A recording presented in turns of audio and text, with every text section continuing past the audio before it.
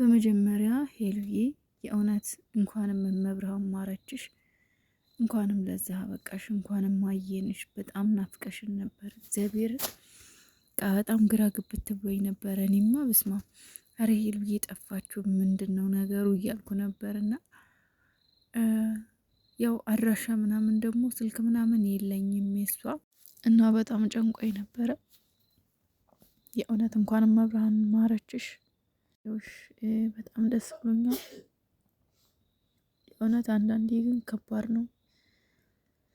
ቢንዬን ደግሞ በጣም ማመስገን እፈልጋለሁ።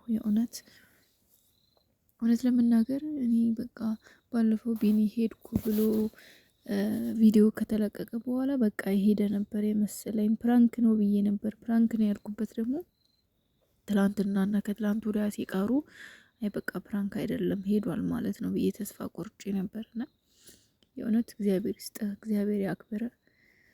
እኔ እንጃ ምን እንደምልህ አላውቅም። በጣም ነው መልካም ሰው ነህ። የእውነት የሄሉ የእውነተኛ ጓደኛ ነህ። አንተ እንዳልከው እውነተኛ ጓደኛ በክፉም በጥሩም ጊዜ አብሮ መሆን ነውና መብርሃን የእውነት ታክብረህ ነው የምለው። ሌላ ምን የምለው ነገር የለም።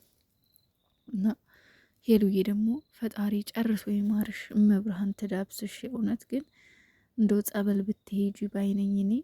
ሄሉዬ ሰሞኑን በጣም እየታመመች ነው። ጤናማ አይደለችም። በቃ ውስጧ ያስታውቃል። እና አመመኝ ስትል እኮ አሁን ረጅም ጊዜ ይሆናት። ስለዚህ ከሚዲያም ሆነ ከምንም ነገር ካለሽበት ነገር በጠቅላላ ርቀሽ ጸበል መጠመቅ አለብሽ። አንቺ ደግሞ ጎበዝ ነሽ፣ በእምነትሽ በጣም ጠንካራ ሰው ነሽ እና ጸበል ብትሄጂ፣ በተለይ የስውሯ ማርያም እዛ ብትሄጂ የእውነት በጣም ጥሩ ነው። ምክንያቱም ከስራ በላይ ጤና ይበልጣል። ከጤናሽም ይበልጥ ምንም ነገር የለም። መጀመሪያ ጤናሽም ማግኘት አለብሽ። እና ቢንዬም ደግሞ አልሄደም። ፕራንክ ነው ያደረጋት እና እሱም ደግሞ ስላመማት አሟት መሄድ አልችልም ብሏል። እና እሱ ደግሞ አጠገብሽ ስላለ የእውነት በጣም ጥሩ ነው። እሱ መኖሩ በተለይ በጣም ጥሩ ነው ለአንቺ። እውነተኛ ጓደኛ፣ እውነተኛ ወዳጅ በክፉም በደጉም ጊዜ አብሮ ነውና ቢኒም ያንን ያሳየው አንድነቱን፣ የእውነተኛ ጓደኝነቱን።